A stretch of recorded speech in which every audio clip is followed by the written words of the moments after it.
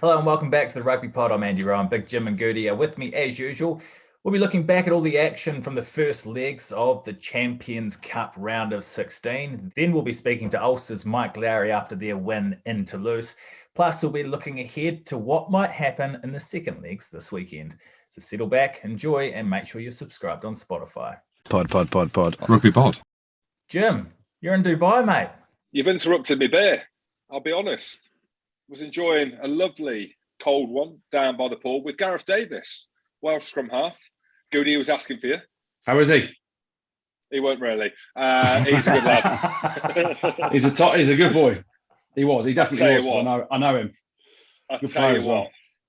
I said to Beck, that is not how normal humans look. He had his top off. I've got my t-shirt on. I'm like, oh, my arms.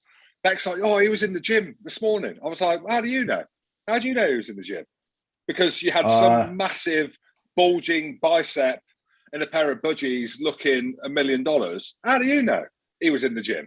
And I'm sharing a beer with him. So, yeah, of course she was. Well, mate, he's a better man than me. I'm happy to put it there. So I'm happy to say it. I mean, my goodness me, you've got rig and you've got rig. Not that it's about that, but it is kind of about that when you're in Dubai, when you're at a pool bar having a beer. I mean, there's nothing worse, Andrew, than having a shit rig, is there, when you're on holiday and you got your top off and you've got a pair of budgies on and it's like, you got them on like it's minus 45. Well, that was like me. He was the polar opposite. So he was asking for your Goody. And as we always say when we get guests on, he's a top lad, as a lot of the Welsh lads usually are. So Dubai's good. I needed this one. I didn't feel like I needed a break, but it was a long Six Nations. It was a great Six Nations, obviously touring Andy Rowe. You wouldn't have known about that, but it was great. You should have known about that. I feel bad because I know that you're a bit hurt about that. You should have known about that, but in all honesty, you didn't know about it. And it was a long old tour, Goody, wasn't it? And a fully deserved break. It's probably a bit too hot for me. Andrew, I think there's going to be a bit of sweat. I don't know if you're going to shave the back or wax the back or whatever, but I'd advise to because it's very sweaty. But it's a short one, this one, only a few days. So you robbers out there, I've already had a few people saying that they've been around the house and they've left them long rubber things in the drawer. So as long as they're left, take whatever else you want. I'll go back to Gareth Davis. Is he actually talking to you? Because obviously you spend a lot of time on this podcast slagging off the Welsh regions, the Welsh rugby, Wales in general. You can't be well liked by him, can you? He thanked me. I'm the motivator. That's what he said. That's all he said. Thank you. And I was like, you're well. I don't know what for, but I presume it's for that reason. And you're welcome. But yes, hey, he could be a shit player. He could be the world's best player. All I know, he's got a 10 out of 10 rig. That's all I know. He certainly has. Goody, how's your week been, mate? Yeah, good. Well, Jim's in Dubai. I'm going there next week. So I've got Jim sort of scouring for nannies and things. You got any nannies sorted, Jim? How was the flight over? You have your knees around your ears, or? I was in leg I presume. No, we're humble. Mate, the kids can't see their dad going business class. I know it's different for you, Andrew. You live a different life to me. I know you've got a Range with a Rover in it, so it's a Range Rover. You've got chefs, you've got cleaners, you've got nannies. We, in the Hamilton house, we keep it humble. Not only can I not afford to go business because I've got 6 kids, but let's just say we're keeping it humble. It's gone up. Well, 5. I include myself in that. And then because I'm annoyed at Beck, I put her as a kid as well. There's 6 of us. Yeah, so Jim, get the nannies out. Sort the nannies out for me because we're coming over next week. But you're flying back. So we miss each other, don't we? We do. And I'll be honest, I'd much rather you be here, as in like to be stood at the bar with a pint in your hands, tops off. Not just because we're best mates, but also just aesthetically, I prefer if it was you because I'd feel so inferior. So I actually, for that reason alone, I might just stay out for that reason alone. Well, you talk about we're not fucking leaving. You talk about people with rigs out, Jim. I had a little pick me up at the weekend, and I felt good about myself. So I've gone down to Exeter and commentated, and on the way back, finished the game, got in the car, driving home. It's about a 4-hour drive home. Call it 3 in the range, not a problem. But I thought I'm a bit hungry, so I'm going to go into the service station and get a salad, right? And as I've gone into the service station to buy a salad, as you do, that's what you get at service stations, isn't it? What, from McDonald's? I don't think it was McDonald's that I got. I can't remember. Anyway, Briggs. load of green stuff in there, and these lads have walked in with their tops off. they're like, Goody, and the harsh Gloucester accent. And I'm looking at them going, lads, the first thing I said to them was, lads, people that take their tops off normally have good rigs. Why have you all got your tops off? You've got a belly hanging over your knees, son. You ain't got a chest. They were like, fuck, let's have a picture. Anyway, I'm there with my salad trying to get out. They've got all their tops on walking into the service station. So I'm going to give them a shout out. Old Sense Rugby Club in Gloucester. Absolute bedlam. Horrible bags of kit left, right and centre. Getting off their minibus with their tops off. It made me feel good about myself, though. So massive thank you. I did some pictures. I got in the car. Ate my salad on the way home, and I was pretty happy. But yeah, down in Exeter, so I had a pasty. I mentioned it last week, didn't I? My mate, that's basically a big bold bloke that stands in the tunnel. He furnished me with one before the game, which was quite nice. So I thought, because I've had a pasty, I'll get a salad on the way home. And the Old Sense boys from Gloucester, they found me with the salad and started taking pictures and sent one to you, did they, Jim? They did, and I was very thankful for that because I forwarded it onto the Rugby Pod group chat. I should say, the Old Sense. You talk about a team of brothers. They're all brothers, aren't they? Yeah. Really, when you look at them, they're all related. Very small gene pool down there, but yeah, some horrible bags of kit that made me feel good about myself. And I looked at myself afterwards and I thought, do you know what? I'm probably a 6 out of 10 compared to those boys. So I was pretty happy. And rugby aside, Jim, there's been some sad news that has come out of Scotland this week, hasn't there? Yeah, there has, yeah. The passing of the great Tom Smith. And you know what? When we come to do the podcast and we get sad news like this, I feel bad sometimes to try and bring the energy because, I found it extremely sad and kind of knew it was coming, but you're kind of in denial about it coming. And I knew Tom Smith, he coached me at Edinburgh, didn't know him as well as obviously a lot of other people that have put stuff out on social media or who've stayed quiet on social media because they're grieving at this time. But me and Goody, 2019, we did a game. I was captain of the All-Stars. I think Goody was captain of England. And it was, ironically, for Stand Up to Cancer. And the game was in 2019. And I can't remember who was playing because we were absolutely bollocks. But I know that Tom Smith was playing, and I put a picture on social media of him, big smile, ear to ear. And anyone you speak to, I mean, there's no point me telling you what a legend the bloke was. Going out there and have a look, and an absolute legend. And what a loss at the age of 50 years old. And to fight the way that he's fought is just, you can't put it into words. So I'm gutted. I'm absolutely gutted. I don't really know what to say about it. But yeah, what a player, what a man. And the rugby world is mourning yet another legend gone too soon. Yeah, it's very sad. And that's the thing. We've lost quite a few over the last couple of months, haven't we, in terms of legends of the game of rugby. And it's like, I think Sorry Miiique said he was the best Scottish player to play in the professional era. And not only that, his impact off the field with friends and family and everything like that, that's where you get judged as well. And a wonderful bloke. Very sad news. And as Jim said, our thoughts with his friends and family.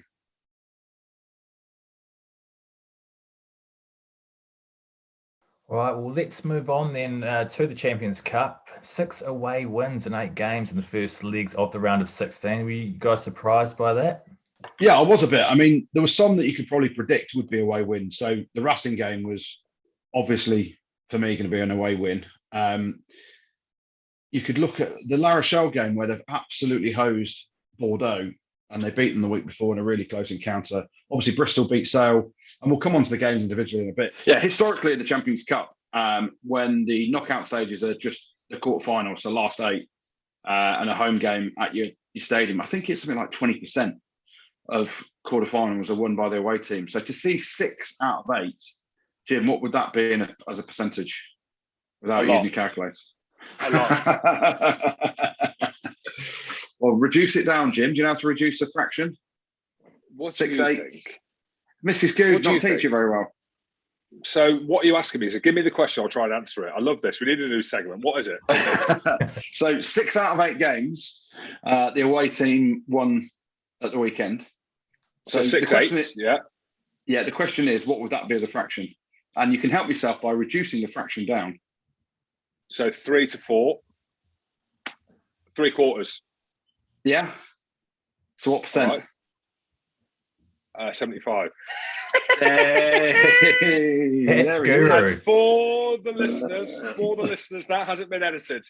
No, it has not. Not only am I a podcast legend, I might not be ripped, I might be hung like a squirrel, but I can do math.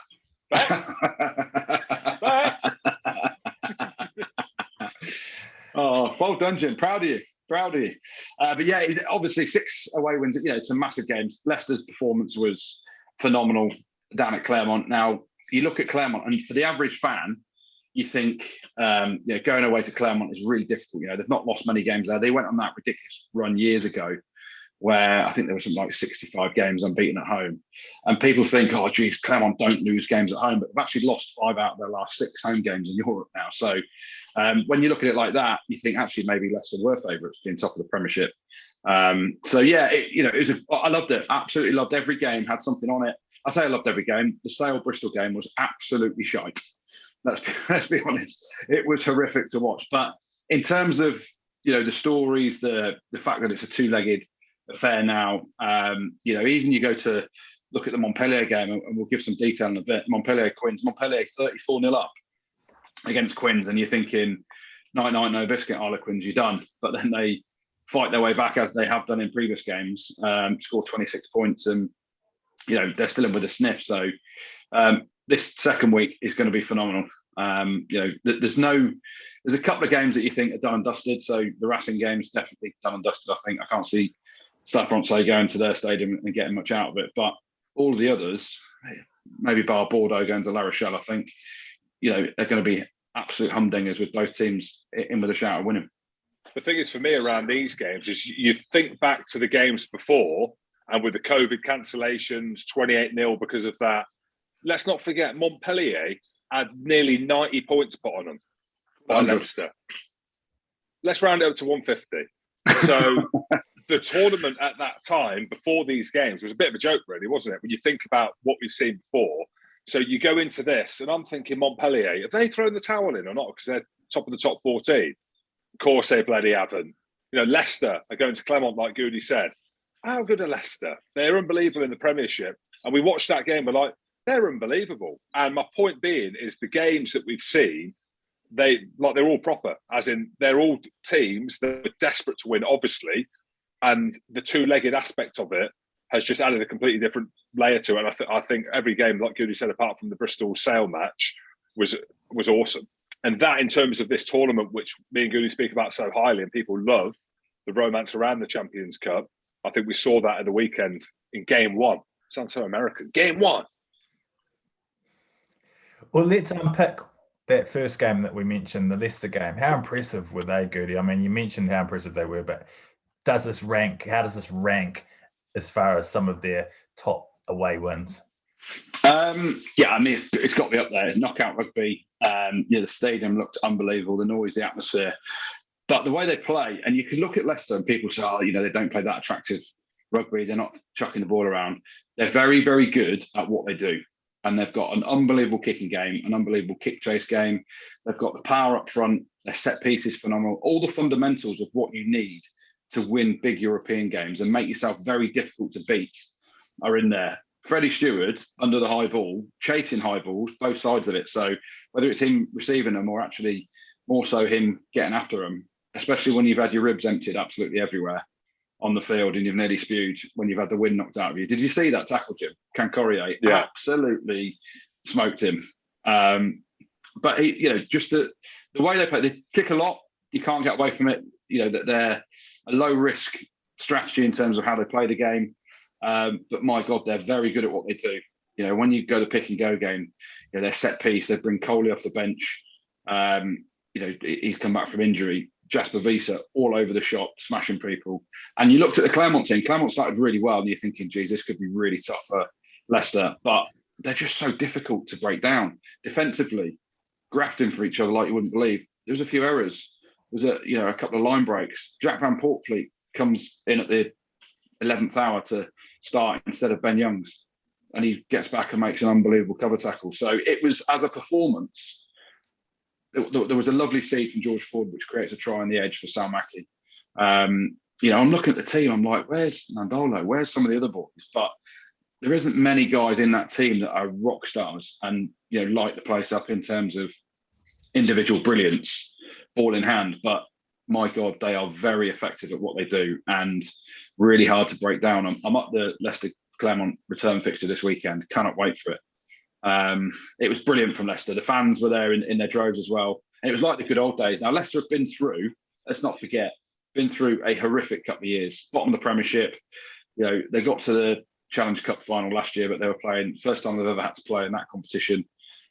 Years before that in the Champions Cup, they're absolutely nowhere. So that is a statement of where the club has come from and got to with the players that they've got now and the strategy that they're playing with. It was great to watch, really was. I think they beat Clermont comfortably in the return leg. Yeah. Clermont threw everything at them in that first 10, 15 minutes. And again, just to reiterate your point, good, I'm thinking the same. I'm thinking actually maybe it's a step too far, Europe. And like you said, absorbed it. And then I think I like the way Leicester play. I enjoy watching them play. Yeah. And we mentioned scored out on the wide, scored up close. Genji again, it's just come off the hour, come off the man. And I say that off the back of that game, but it's before that. Like he is in the bracket of one of the best props in the world. And he's leading that team, the physicality, and mentioned Jasper Wiese. I tell you what, I don't know. Oh, here it comes. I don't think they're good enough to win it. I don't think they've got enough power. But what's that based on now? The fact that they did a job on Clermont and they're top of the log in the Prem. It looks right. Where them being in Europe and winning games, it feels right. It feels like the Leicester of old is back. I'm enjoying it. And it was comfortable for them at Clermont. And I did an article in the Times on Sunday, and I thought both Quins and Leicester would win. And then I actually realised that actually it weren't the Montpellier team that had 90 points spot on them. They're going to go full noise in this. But I think from a Leicester point of view, one of the most well-supported teams in the world, it was cracking to see them go to Clermont because not many teams go there in Europe and win comfortably either. Talk to me about the Guy Porter red card. Harsh. Nah, disagree. Even, all right, we'll get into it. Even Lawrence Delalio, the go-at, he's seeing it as a red. And he also did say it was an accident. And I'm not going back on myself because accidents are still red cards, right? Yeah. But from what we've seen in terms of some of the red cards at the weekend, some of the red cards we've seen in terms of high shots, the one in the Breath Saracens game, that's a red card. Yeah. So's that. I can't see that. I can't see how that is the same. I know that the bans will be significantly different and it didn't affect the game, but he's not even looking at him. He's not even looking at Fritzley. But this is the problem, right? So, it's harsh because it's an accident. So, in terms of what you're saying, it's harsh, and I disagree. It's a red card every day of the week for me because there's head contact. But if you look at what Guy Porter does, he flies out the line with line speed. He's out of control of what he's doing, and that causes the head contact. And when you're flying out the line with line speed, you're out of control, and that causes the contact. There's obviously cause and effect to it. So the cause of the head contact is because he's flying out the line, out of control, with force. He's not deliberately trying to bang him in the head. Of course he's not, but he's also getting off the line and hitting people that way is a danger. So the fact that you've created head contact, Fritzley goes off, he fails his HIA as well. That's what they're trying to get out of the game. Now, people go, it's an accident, should never be a red. I understand that argument, but actually, if we're going to get this out of the game and try and make the game as safe as possible in terms of head contacts that are avoidable, then you have to punish players, that are flying out the line to end an attack or smash someone. You run that risk yourself. So that was my take on it. I thought it was a red card straight away. As soon as there's head contact, that's why I think it's a red card. Andrew, my point being, yeah, I'm not going back on myself. I'm not peeling back. I'm not, I promise. But if there was an orange card and they bring this in for red cards that are accidental, and we've just both said it's accidental, and there's red cards for reckless behaviour where you punch someone in the face, or the brief Saracens example where it's redder than red. I don't know what that is, just call it black. Would you see that as an orange card? Would you see that as something? I know we're hypothetical and we're spitballing, but in my mind, it's good to get into your mind, which would be very hungry, I'm sure. Yeah, my mind is also very hungry, and always very hungry, James. But yeah, that would be an orange card. But my thing on an orange card, and I listened to Nigel Owens about this the other day. He's gone back on. I think initially he thought the orange card might be a good idea, but recently he's gone back on it and said, actually, it's not, because you're not going to change behaviours for accidents. So what I'm saying is the behaviour around Guy Porter is he's flown out the line, and he's trying to stop an attack, and he's put himself and other players at risk by doing that. So it is an accident. It would be an orange card. But do I like the orange card? Probably not, no, because you're not going to necessarily change players' behaviours, and there'll be so much ambiguity around what is and what isn't an orange card. Take the Charlie Ewels one in the Six Nations. Some people say, oh, it's accidental because he's just trying to get off him defensively. But that's the thing. People have said that. So where's the ambiguity around what is and what isn't an accident? You look at, and this is the thing. So when you look at Juan Cruz Malia's one from Toulouse, he's not deliberately taken Ben Moxham out in the air, but it's bloody dangerous. So it's a red card. So he's not thinking, I'm just going to go and smoke him. Then if you give an orange card for that, you're not going to change people's behaviours. So that's, I don't know. I just basically listen to Nigel Owens, and whatever he says, I agree with. And in my role of trying to become a TMO at some point for hopefully 350 grand a year, I will learn and listen to whatever Nigel Owens says. Well, if Nigel Owen can peel back, then I'll peel back as well. I'm with you. You mentioned that red card for Toulouse. How happy will they be, do you think, with the way things turned out, only going into the second leg 6 points down after being down to 14 after 10 minutes? Well, they nearly won it at the end. And that shows how dangerous Toulouse are. I mean, Ulster were on the bloody ropes. Let's just put it out there and say they were on the bloody ropes. But also, the two legs. The two legs. What that has done for this Ulster team and the energy that it's going to build going back to Belfast is massive. Absolutely massive. And I know there's only 6 points in it, right? Which is nothing, especially if you're Toulouse, who can score tries from anywhere. It's a one-off game. It's a one-off game for Ulster. But I know you want to talk about that game, but I'm excited for Ulster because I basically said that they beat Toulouse at the weekend. I couldn't put it on the block, could I? I didn't quite say it. I felt something was happening. Yeah. But you sat on the fence. Well, then basically, I mentioned jet lag, and you went, "Now they're getting done by about 30." I think. I'm sure you said that last week. Did I really say that? What an idiot! Oh God, idiot! It sounds really bad to listen. Ulster will be so pleased with the victory, without a shadow of a doubt. Getting a victory over in Toulouse. Obviously, there was a red card, which I know the Toulouse coach is Hugo Moller. My old coach was absolutely raging about. I'm like, how are you raging about that, Hugo? Yeah, so French. No, not possible. Like, very possible. That is a red card every day of the week. Because they're talking about Barnsley getting like security around him. Because this is not a red. What are you talking about, you maniacs? Yeah. But I think because Roman Untermax scored with a minute to go, and I think Ramos knocks the conversion over to bring it back to 6 points. Had they have had a 13-point lead, you'd be absolutely overjoyed if you're an Ulster fan. Now, and the beauty of it, there's going to be a lot of nervousness. So the fans are going to have to play a massive part. I know they played them. I think they played them last year in the group stages as well. And I'm pretty sure Toulouse went over there and won. So it's going to be a hell of a ding-dong. But what a performance. A little bit of frustration at giving that try away at the death. But a 6 point win can't be, you don't want to throw that one away, do you? So can't be sniffed at. 6 point wins over in Toulouse. Happy days for Ulster. The way that Ulster play, McCluskey, our mate Hugh, Mike Lowry, Balakoon, Balakoon was ridiculous. Balakoon was ridiculously good. Well, the balance of their team. You look at the balance of their team, the way they play up front, how strong the line-out drive is, the physicality, Vermeulen at number 8. They've got everything. They've got everything throughout that team in terms of making game line, the kicking game. They've got speed. I'm going to say it. My Ulster are going to beat Toulouse at the weekend. My Ulster. Don't say that, Jim. Hold on a minute. And I'm going to say this to you now because you jumped on the Harlequins bandwagon last week. They found themselves 34-0 down. Don't say my Ulster. Yeah, okay. I did it on purpose. Don't jinx Ulster. My hope is Ulster will do it. I've seen enough in this team now to not make me question myself delivering a real authoritative statement. Authoritative. That'll do. Whatever that means. Strong. Well, we can have a chat now with one of the victorious Ulstermen from the weekend. Ulster and Ireland fullback Miiike Lowry joins us. How are you, mate? Yeah, good, thanks. Good to be on. It was great to get the shout out from Jim a few weeks ago. So I'm finally getting myself on with the podcast. Yeah, it's class to have you, mate. And he introed wrong. We'll just do it. You know it's coming. Miiike Lowry. That's probably my worst one. Worst one that I've terrible, Jim. Terrible. I know. Mike, how does that go down? Tell me your parents have been doing that since the day you were born or not. No, it's only started recently. I only get Michael at home. I don't get Mike.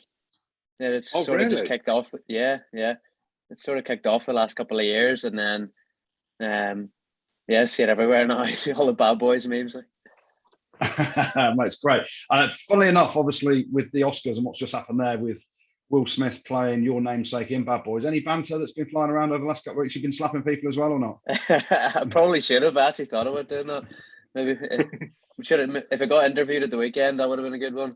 Exactly, Mike. How's it been for you? Well, I know how it's been. I don't want to talk for you, but us on the Rugby Pod, we've been chatting about you for a while, and you've been carving up for a long time before we were talking you up. But your career's just kind of taken off really this season properly in the spotlight, where you've gone from Michael to Miiike Lowry, like as in now it's really taken off the back of that. So how's things been for you? A bit of a whirlwind, or could you feel it coming, or are you happy? Yeah, you know what? I'm just really enjoying myself at the minute. I think I'm sort of I found my feet in, the pro game. I suppose it takes a couple of seasons to get yourself used to the level and intensity and just even the knowledge of pro rugby. And just sort of enjoyed this season, last season. And I suppose there's loads of lads the same age as me at the minute coming through Ulster that, we all get on so well. So going on the pitch makes it a lot easier. I have got to ask a question though, because we've been super fans of you over the last 6 months really, and how well you've been playing for Ulster, and obviously, making your debut for Ireland and all that stuff. I can't work it out. I could recognise you and I could see you a mile away when you wore the scrum cap, but now it's gone. What's happening? Because there's the Miiike Lowry scrum cap. I can see him from everywhere he's dominating, and now I've got to try and spot you a little bit because there's no scrum cap. Why is it on? Why is it off? So originally I put it on because my ear kept falling off, or kept gun caught in tackles, and it kept tearing off, and then it healed. But then I thought, right, I'll just keep the scrum hat on, and then I put it in the washing machine and took it out and completely shriveled, completely shrunk, torn to pieces. And that was about 2 days before the Northampton game away, and I was like, right, I'm not going to get a chance to get a new one, because it was actually from Australia. It's one of the NRL, or one of the ones the rugby league lads wear. Yeah. So I was like, right, I'm not going to get a chance to get another one. So since then, I've just decided not to wear one now. And your social media went through the roof. Exactly. So you carved up, your social media went through the roof. Everyone recognised you. They're like, that's Miiike Lowry. As in before, they didn't know who you were. Smart. They just thought I was a little hobbit before with a white scrum hat. So. I was going to say, let's talk about the game then from the weekend. Obviously, a massive win over there. Going into the den of Toulouse, who are the champion team, aren't they? They've got Dupont and the likes of those boys, best player in the world, littered with superstars. You boys went over there, and we had a sneaking suspicion that, from outside the camp, that Ulster were going to go and put on a big show. You boys must have backed yourselves, but talk us through the game then, because it was phenomenal. Your mate Balakoon on the wing was ridiculous. You were outstanding. A fantastic performance. Yeah, I suppose over the last sort of year, we've really upped our game and added more levels to it, and we really back ourselves now. We've beaten a few teams away from home, and I suppose that's given us a lot of confidence going into when we went over to Toulouse. And I suppose it was all about us rather than focusing on them too much. We obviously knew the threats of Dupont and Intimac, but I suppose it was about nullifying them and really letting our game take off. And I thought obviously it worked well for Rob Balakoon. He's got gas to burn. He's like I have so much confidence playing in behind him there, that he's even in D, like he's brilliant. You have so much trust for him. Absolutely. And again, going back to us talking about it, last week around the predictions. I don't think I put my money where my mouth is and predicted that you'd win, but I did say that I feel that Ulster are coming good now. At the beginning of the season, I didn't see you doing much in Europe. I thought that the URC would have been one that you would have went for. And then actually looking at the performances over the last few weeks, and also the two in South Africa, which I know you didn't come away with much from them games, but this is the question. Did that prime you, do you think? Do you think the physicality of them two games to then go to France? Yeah, so South Africa was really, really difficult. It was definitely a step up in physicality and obviously the heat and the altitude. Really, really got to us, I suppose, and we didn't actually put our best foot forward in those games. But I suppose we did look at it like it would be a good primer for us going into Toulouse away. And I think it definitely did. Even the heat factor. I suppose if we hadn't been to South Africa the week before, that would probably going over and saying, "Oh, it's really, really hot." But we didn't have that in the back of our mind. We'd already prepped that. We'd played in 27 degrees the week before. So we were ready for it. And I actually said it was meant to rain. So thankfully it didn't. And thankfully we got over the line anyway. Yeah, it looked an unbelievable game, obviously, in the football stadium there as well, which the noise was fabulous. The sun was shining. Did you get the factor 50 out? Was it some of the boys struggling? I know McCloskey made the break on the outside. I was amazed that the big horse came through the centres and made the break, but it was warm, it was tasty, but there must have been factor 50 needed because we know Darren Cave and he does not tan either, right? So the boys must have been struggling a bit. Some of the lads are used to the sunbeds, so they're not too bad. They've got a bit of a primer again. Name them. Name and shame them. No, I can't name and shame. James Hume, I reckon he looks good. James Hume looks good. I reckon he's on the beds. No, he tans well, doesn't he? Mike, just tell us about the energy at Ulster at the minute. And again, it's all well and good piggybacking you guys. You've got a big game at the weekend. We don't want to get over the top here because you've got a game at the weekend which is going to be incredibly tough against Toulouse. But what's happening at Ulster in terms of the energy, in terms of the culture, in terms of the results? And it's going to be a two-pronged question. Hopefully, we'll start to see more of you lads come through into the Ireland squad because, as we know, it's full of the Leinster players, and then you get the odd opportunity with some of the Ulster lads coming through. But it looks a really good place to be. Yeah, it is. Like there's again, like I said earlier, there's plenty of young lads that all came through the same system together, the same school. So we all just sort of, we get on so well, and we actually really believe in what we're doing.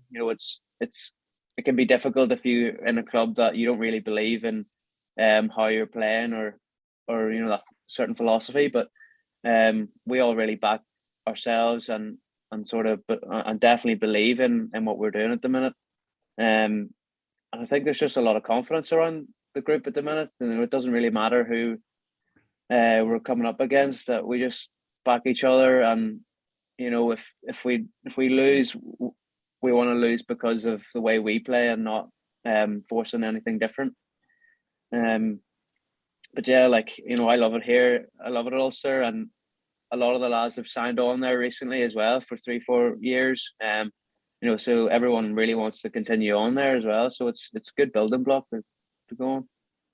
Yeah, it sounds a great place to be. Obviously, Dan McFarland having a massive influence. But I want to ask you about your debut for Ireland as well.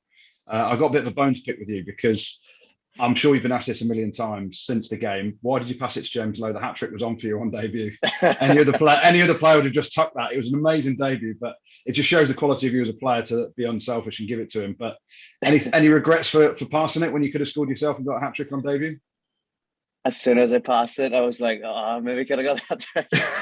And a few lads came over to me straight away and said I could have got it. But no, it's just, I suppose, it's my character, and not to even really think about how many scores you'd scored and before that or whatever. I suppose it's just what I feel is easier for the team in that time.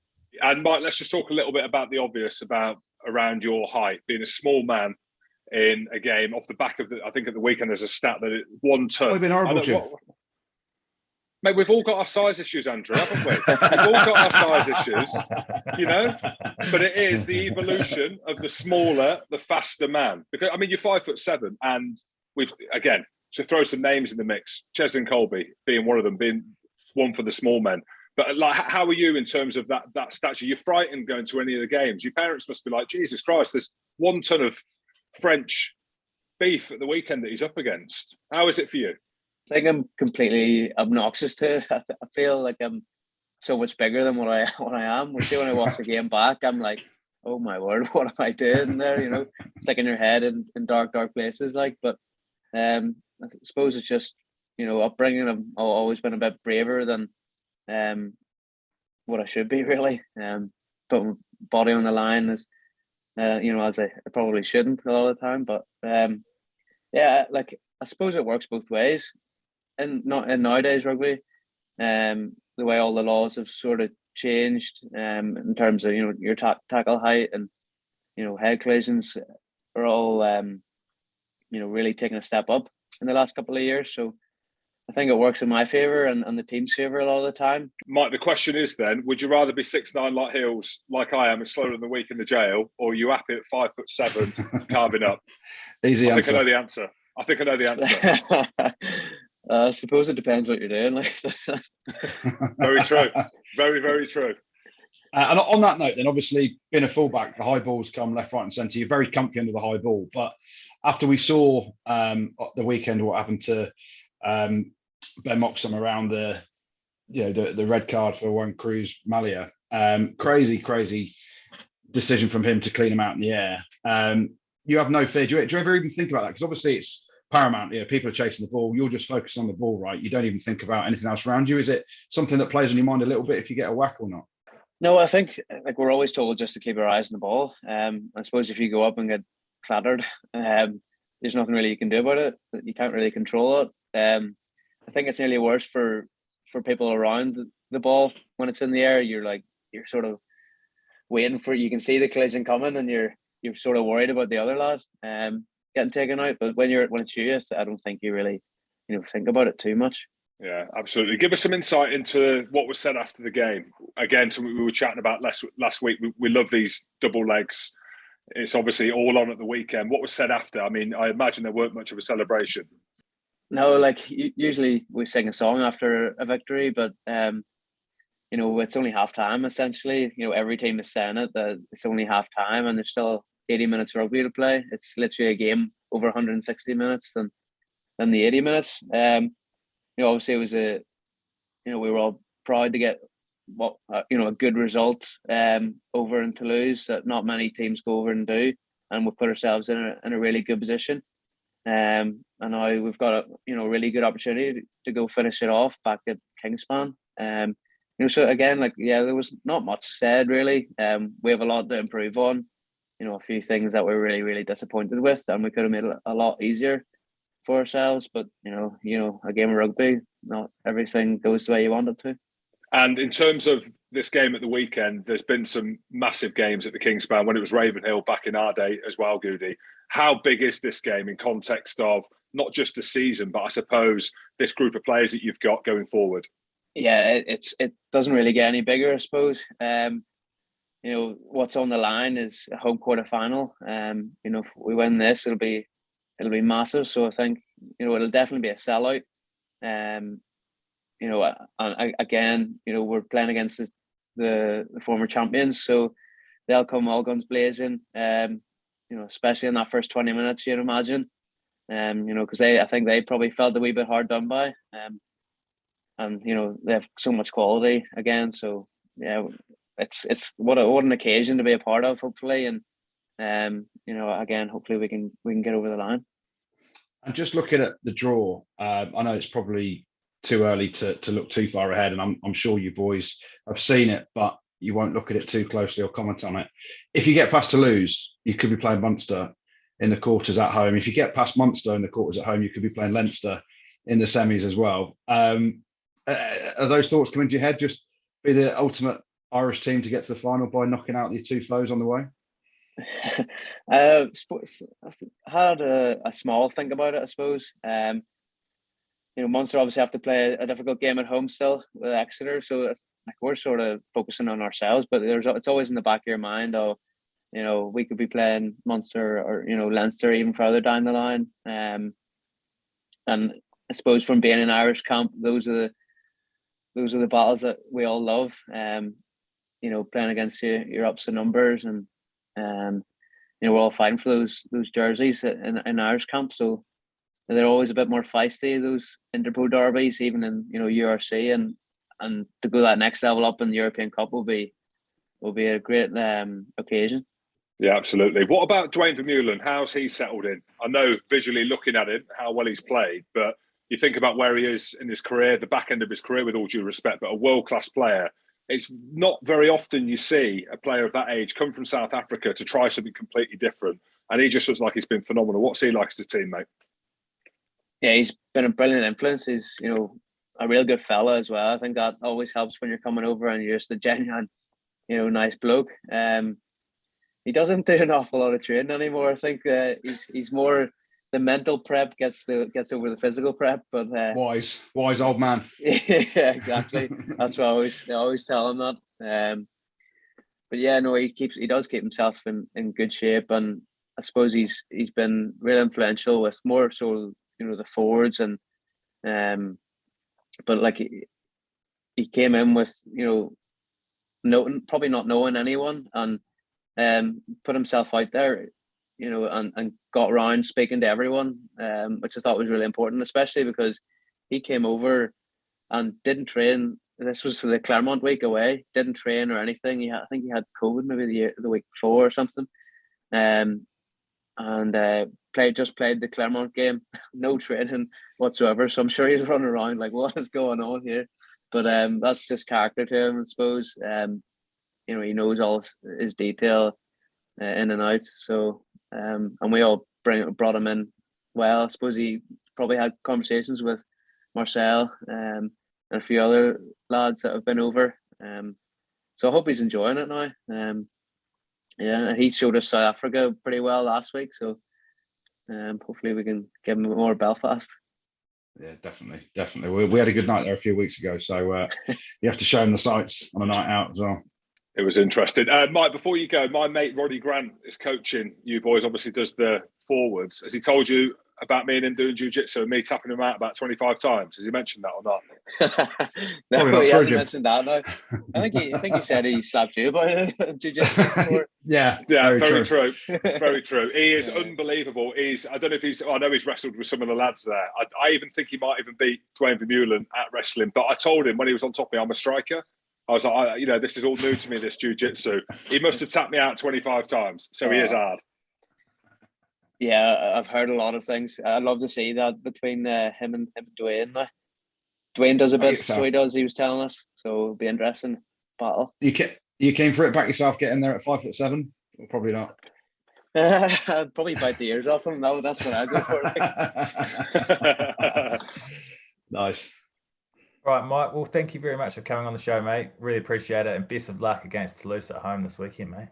Cheers, mate. Thanks. Cheers, Mike. Thanks for coming on. Really appreciate it. Lads. Thanks very much. Cheers. We'll get you one of those scrum cups. Yeah, we'll get you one of those scrum caps sent over as well. Actually, don't. You fly. No, don't. No, leave it for now until I have a bag here. If you want more followers, just do what I've done. In Indonesia, I'll send you a number. You get 40,000, then just get the scrum cap back on. So, mate, good luck this weekend. Mike. Cheers, mate. Cheers, lads. Thank you. Mike Lowry. Mike Lowry. How did I do it so shit first time? It was real shit. That is arguably the most embarrassed I've ever been. Forget Gareth Davis down at the beach bar. Me not being able to say Mike Lowry. I don't know what happened. Did I stutter? I don't know. Yeah, it was pressure. Well, you're probably thinking, where is Gareth Davis and where is Beck? That's what you're probably thinking right now. Beck.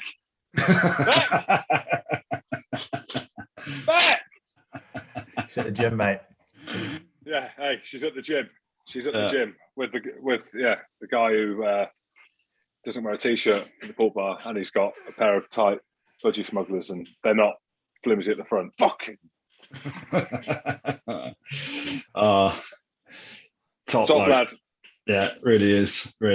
I can't believe you went for the 5'7", but yeah, what a lovely bloke. He's having an unbelievable season, isn't he? Breakthrough year. Not a breakthrough year. It's hard to call it a breakthrough year because he's been really good previously, but he's properly burst onto the scene at the top level this year, isn't he? And he's what a lovely bloke. I say 5'7" because it is the obvious question to kind of ask. But you'll agree with me. When you watch a game of rugby and he's playing, he looks tiny. And I say that with all due respect because he's fucking carving up.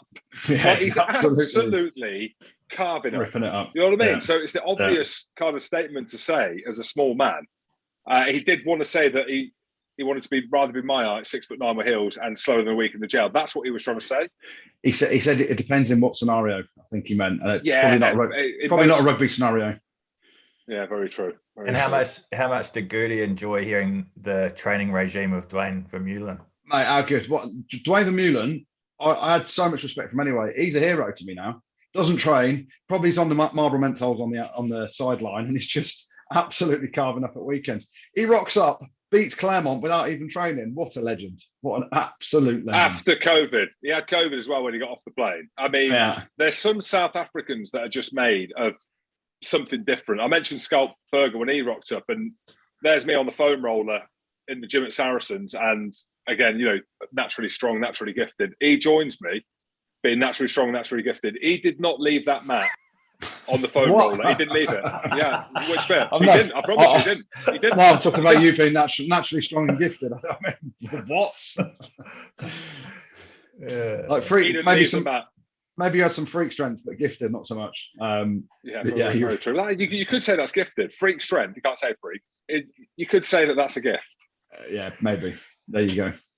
Let's take a look at the other games then as well. Exeter will take a 5-point lead to Munster this week, but Rob Baxter wasn't happy with those yellow cards, was he? He wasn't, and I commentated on the game, and I don't know what he's on about, genuinely. Rob Baxter normally hits the nail on the head, right? He's normally spot on with most of the things he says, but the first one, Ollie Woodburn, I know Scannell is in an offside position, but he still biceps forearmed him in the face in a clean out. And so there's head contact there. So, we looked back on it, and, Sam Warburton, who is one of the greatest to ever done it in terms of a back row player, understood that, yes, Scannell was offside and in a position where he hadn't rolled away as a tackler, but he still got a bicep to the face, and it's dangerous. So it was always going to be a yellow card. And then the second one for Schickerling. What a name that is. How do you pronounce it, Jim? Schickerling? Ching-a-ling-a-ling-a-ling-a-ling. Oh, Chingaling. I thought you were going to say shit and lick, but no. Anyway, Schickerling, he's stripped someone on the deck in a tackle 4 meters from their own line. So it was a yellow card every day of the week. So whilst I think Rob Baxter's frustration is that when that Munster team came out, they had no Ty Byrne, they had no Peter O'Mahony, they had no Simon Zebo, loads of people missing from that started Munster forward pack. Their back line was pretty strong, but they were missing Carberry as well. And so I think Rob Baxter's frustration will be that they haven't got a bigger lead. Now, that's the beauty of this two-legged affair, the Champions Cup. Munster fans that were there were unbelievable. The noise was just phenomenal. It was an absolute, as Jim Hampton said, an absolute pleasure to commentate on that game with the Munster fans. How did they even get there? How do you get from Munster? How do you get from Munster to Exeter? Do you even know? Did you do your prep? I was driving from, obviously, near London down the M4 and then the M5. There was loads of them in the cars. I'm like, where are you coming from? I know Peter Stringer flew into Heathrow Airport and drove down for the 3-hour drive to Exeter from there. But listen, wherever Munster play, there is fans galore. I remember being at the Coventry Building Society Arena earlier in the competition when they basically had a load of boys still in South Africa with COVID in isolation. They had a load of other boys back in Munster sick and ill, and they had the under-14s sent over. But the Munster fans, I think they got like 4 fans out of the stands in that game against Wasp, and they were on the bench. But the fans, it's only because Wasp only have about 10 fans now, don't they? Oh right, here he is. He's back on that train, is he? Anyway, Leicester, come on, Leicester. I'm Leicester now. Yeah, listen, Munster fans are absolutely ridiculous. They're the best in Europe, I think, for making noise, travelling to away grounds, and that's why they're hard to play against. And yeah, Rob Baxter's frustration. Yes, the 2 yellow cards came at a bad time, but all I'm saying is, and I called it on comms, Graham Rowntree in my old ears, and I know Wig listens to this podcast and enjoys it. I've seen him rant and rave at the boys at half time. He's shouting, his ears are everywhere. He's like, yeah, Anyway, so I've called it in comms. What is that all he's saying? So so all he's shouting is yeah. He's trying to boot stuff. He's absolutely going mad at them, and we're watching it on the changing room camera and stuff. And they come out in the second half and actually had a backbone about them and played pretty well. So, and I'm hearing after I announced it on comms, give it to Graham Rowntree because he's made the difference. Munster are going to make him head coach. I don't know whether I get a pat on the back for that. I messaged Wig and said congrats. He said, tell Jim to fuck off. And I'm like, yeah, I can definitely do that as well. Well, he's now going to invite us in, Andrew. If his team talk is, yeah, maybe you can shout, no. And I can just go, yeah. And then you win. Again. Yeah, exactly. So it was a decent ding-dong in terms of European pedigree and jeopardy around what was happening. The quality was a little bit low at times. There was a few errors, but it was intense. Stuart Ogmiel dropped goal. He's been on the sunbeds like you wouldn't believe, eh? I tell you what. I worry whenever it's above 15 degrees. I'm thinking that lad's going to get sunstroke. That's all I'm thinking. He's not because he's primed himself and he goes on sunbeds every week, apparently 3 times a week. Well, there you go. And then you get a drop goal like that. My goodness. If he had sunstroke, that's when you know he's comfortable now in the heat, because if he's got sunstroke and our old Hoggy with the shit teeth and the horrible lid, he would have got sunstroke, not the new Hoggy. Yeah. He's got clarity now. Hell of a drop goal, is what I'm trying to say. And here's a stat for you. I didn't realise this, and you perhaps wouldn't think about this. That was Stuart Hogg's. Oh, what? Oh, sorry. That was Stuart Hogg's first ever drop goal in professional rugby. That's a stat. But if I'm Hoggy, I'm never having another drop goal attempt again, because you won't hit a better drop goal than that ever in his life. 50 out, cleanest of strikes. He got his lid behind it. He got his sunbeds behind it. He got his tags behind it. Everything was behind it. And boom, straight over. Well, that's a great stat. I'll give you another one. 3 inches.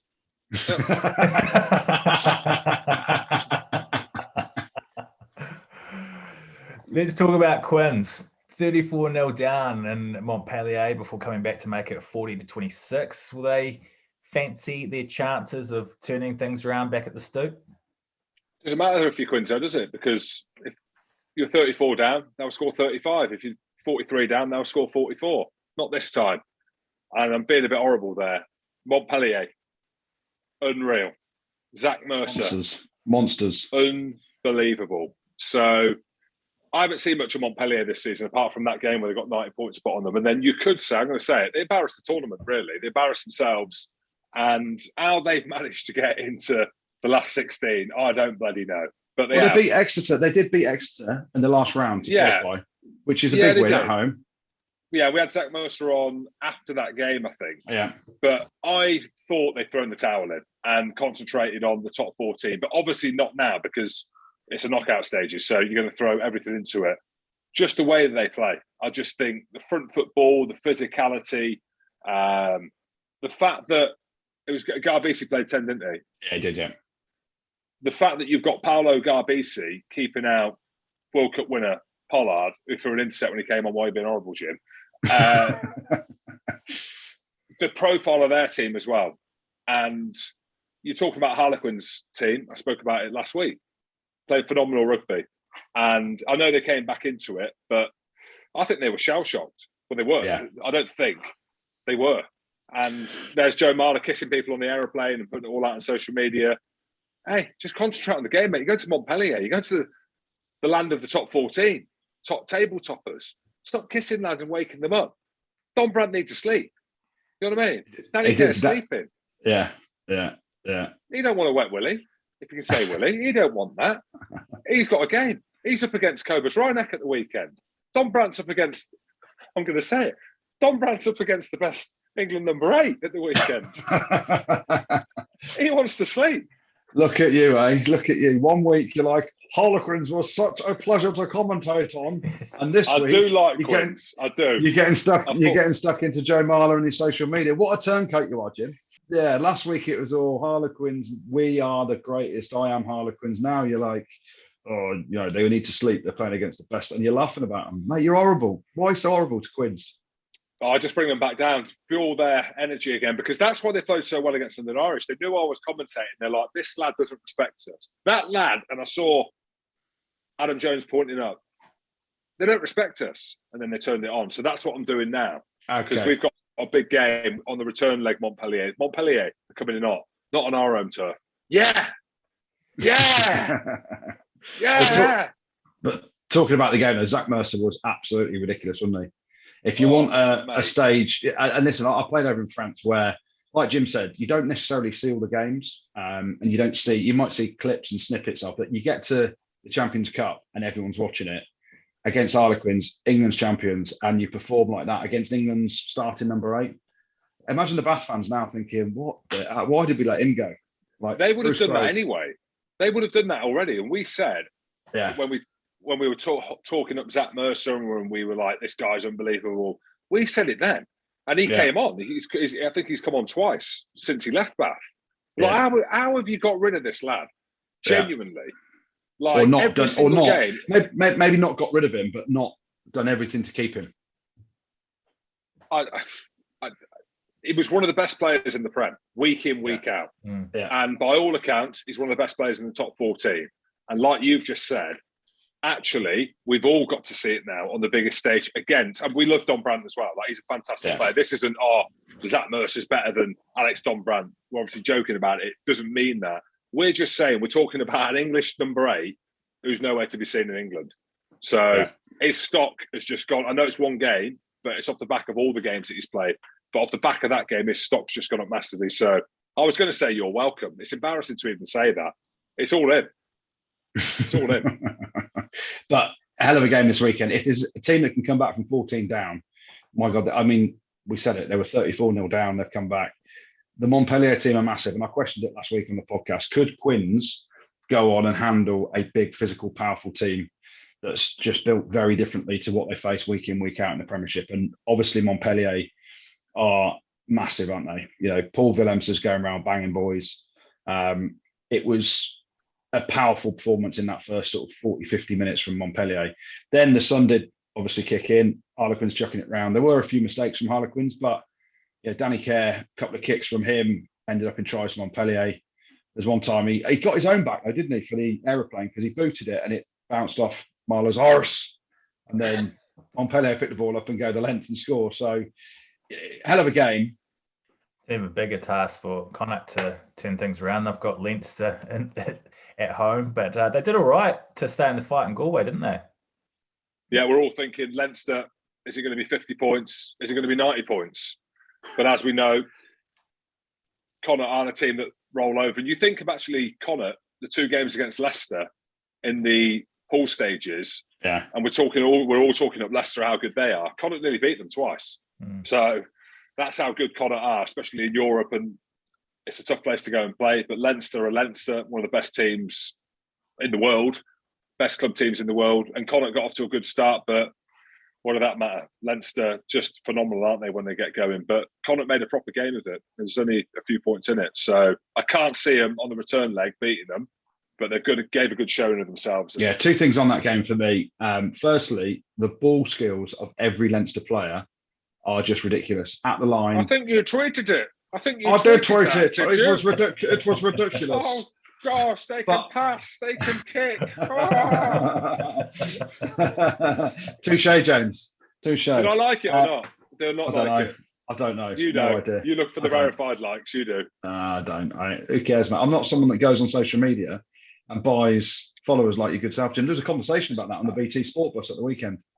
Oh, was there? Yeah. A lot of people. Did I get brought up? I said, well, Jim openly talked about it, and they were like, fair play, because a lot of people, and I won't name names, James Haskell amongst others, Will Greenwood, apparently they bought loads to deny it. Well, there you go. But I should say, mine is only on Instagram. I've not bought any followers on Twitter. That is the one where I'm a man of the people. I'm hitting people with facts and knowledge, and I love Harlequins. There you go. So, 2 things. Obviously, the ball skills, the handling, the shapes they put on every player is ridiculously comfy, ball in hand, and that makes their attack function so well. And secondly, I think Connacht will be a little bit frustrated. They had a little bit of white line fever when they got an opportunity in that second half to take the lead. Bit of white line fever. They ended up getting turned over, just trying to be the hero and score the try. A few of the forwards going on their own a little bit, so they'll be a bit frustrated. But Leinster look proper good at times. James Lowe ridiculously good. What about Jamison Gibson Park's yellow card, Goody? Should that have been a red? No. What? No. I don't even think it should have been a yellow. What? Yeah, I mean, it has to be a yellow. Has to be a yellow. Well, because it's similar. It's similar to Treadwell's in terms of. I don't think Jamison Gibson Park wanted to make the tackle. Yeah, that's what it felt like. It felt like he was just kind of stood in the way. But anyway, Andrew, as the citing commissioner, over to you. As the rugby pod specialist TMO, it has to be a yellow card. I don't think it's a red because you go through the framework. It's not quite tackle. He had a clear line of sight. Kieran Marmion was coming at him, and it was a bit of small 9 on small 9. But the point of contact, it was a soak up, wasn't it? So it was shoulder to head, but there was no force. So that's why it gets mitigated down to a yellow card. So I don't think it was a red, in my opinion, in the TMO, Rugby Pod TMO's opinion. Yellow card is the right call because you have got head contact. As a defender, it's literally 3'6" defender playing against a 3'6" attacker. So it's ironic that you've still found a high tackle in that, but he's got to bend at the hips a little bit. So yeah, yellow card every day of the week. It's not red because there's no force behind it, I don't think. And as Jim said, he didn't really want to make the tackle. He was back on his haunches. Had he thrown his shoulder in like you used to, Jim, he's red card all day long. This bending at the hips, I laugh to myself because even against Marmion, if I bent if literally I saw him come in and I had to bend the hips at the last second, I'm probably getting sat down by Nigel Owens. Like I am that weak in that position. Like I was that weak in that position. So, I mean, hey, upright, goodness me. But here's the thing, going back to my Twitter feed and one of the greatest Scottish second rows who ever done it, Tim Swinson. He got down low and smashed someone the other week. Perfect tackle technique. He's about 36 years of age, Jim, as well. Yeah, and he's about 5'10" as a second row. What are you on about? He's 6'4". He's 6'1". He's 6'1". With heels. He's 6'6". 6'1" with heels. Oh, he's bending over. Well, he ain't 6'9" with heels, is he? Jeez. A couple of big away wins for La Rochelle and Racing in the 2 all-French clashes. Is there any coming back for Bordeaux or Stade Francais? No. La Rochelle. Again, I tweeted it. I just name dropped. I Googled the names to make sure I spelt them right. And I got Gregory's got this kind of, it's a hyphen or something in his name, which is obviously French. I went through some of the names that they've got, and I've not spoken about La Rochelle. Not that that doesn't mean anything or mean something, but to me it does. And that's it. I mean, Monster Central, but I'm going to say it because I'm American a little bit. They can ball. They're ballers, right? You're a little bit American now as well. Where's that come from? Yeah, of course. Well, my T-shirt was made in the USA, so Harley as well. You drive a Harley. Well, yeah, of course I do. I've got a beard. That's what you do. But I tweeted about it. They look phenomenal, and they're not a team that I put into the mix of winning it. But the way that they played against Bordeaux and the lead up to that, how funny is that with Christophe Urios and Ronan O'Gara? Yeah. How funny that the build up to that with the energy as well, and the fact they played each other the week before. But comfortable win. You look at guys like Will Skelton, Gregory Aldry, who's already, Dante, just to name a few. Weenie Antonio. Right? He ain't so weenie. These are the lads that have been carving up, right, in the French team. And also Will Skelton, who's just carved up and is one of the best players in the world. Also so you put known that as? Into the mix. Big Willie, Little Willie. There you go. They could win it, I think. I think if, and I know they got to the final last year, but they look very, very good. And here's one for you. Bottia came off the bench. He's just ridiculous as well. And the funny thing about it, well, obviously the big spat between Urios and O'Gara last week, and there's going to be an investigation around it by the FFR or the LNR, whichever one it is, France Federation of Rugby, or the LNR, Ligue Nationale de Rugby.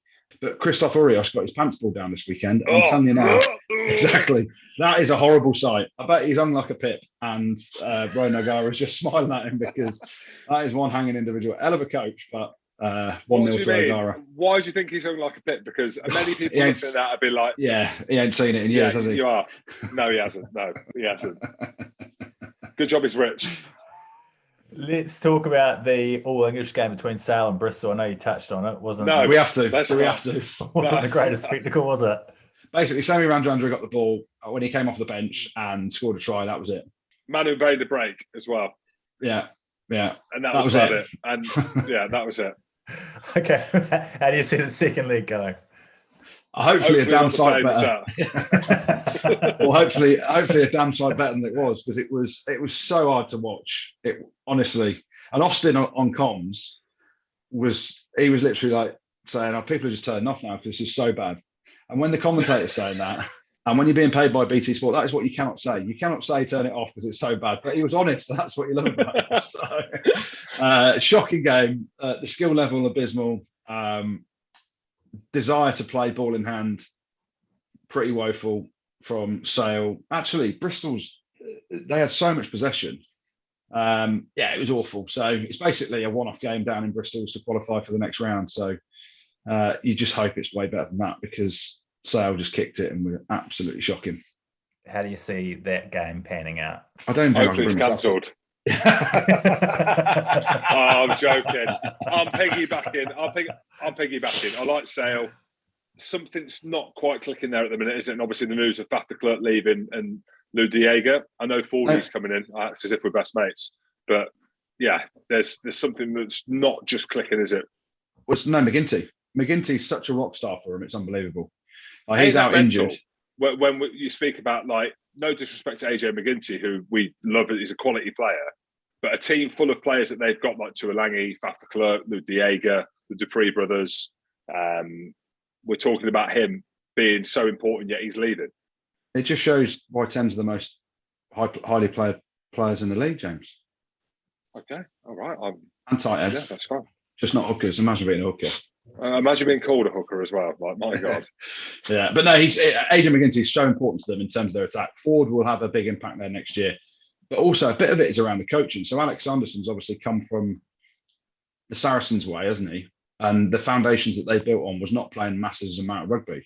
So he's obviously putting those foundations in place. And then hopefully they're going to tag on some attack over the next year or so, because if you've got Manu, if you've got a hell of a player there to even use with the ball or without the ball to create space for other people. So, yeah, it's a massive step down when AJ McGinty doesn't play, and that's what they're missing. I think he's out for another few weeks as well.